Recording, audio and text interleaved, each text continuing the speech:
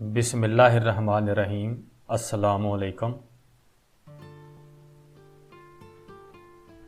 خود غرضی عقل کی نگاہوں میں لا علاج مرض ہے جو طاقت کے توازن پر اثر انداز ہو کے مفلوج کر دیتی ہے۔ ہم اپنے مستقبل کے بارے میں اتنا سوچتے ہیں کہ ہم اپنے حال کو ہی بھول جاتے ہیں۔ اس کا نتیجہ یہ ہوتا ہے کہ مستقبل تو بہتر ہوتا نہیں لیکن ہمارا حال بے حال ہو جاتا ہے۔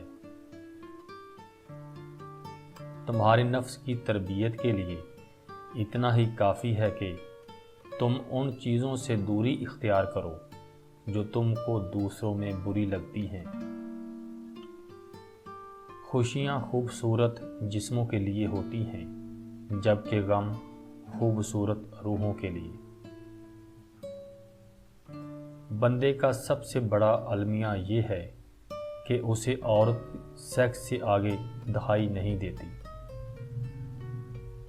اگر آپ صحیح ہیں تو کچھ بھی ثابت کرنے کی ضرورت نہیں، وقت خود آپ کی گواہی دے گا۔ جن رشتوں کی بنیادوں میں جھوٹ کی ملاوٹ ہو وہ ایک سچ پر یوں زمین بوس ہو جاتے ہیں کہ پھر بہت سے سچ مل کر بھی ان کی دوبارہ تعمیر نہیں کر سکتے۔ آپ خود ہی اپنے لیے بہترین دلاسا ہیں، بہترین دوست، بہترین دنیا اور مشکل وقت میں بہترین تھپکی جو آپ کو کبھی ہارنے نہیں دیتی۔ کسی رشتے کو کتنی ہی محبت سے باندھا گیا ہو، اگر عزت اور لحاظ چلا جائے تو محبت بھی چلی جاتی ہے۔ اپنے گھر کی باتیں باہر کے لوگوں کو مت بتاؤ، تمہاری غیر موجودگی میں لوگ تمہارا مذاق اڑائیں گے۔ عقل کو خواہش پر فضیلت حاصل ہے کیونکہ عقل زمانے کو تمہارے ہاتھ میں کر دیتی ہے جبکہ خواہشیں تمہیں زمانے کا غلام بنا دیتی ہیں۔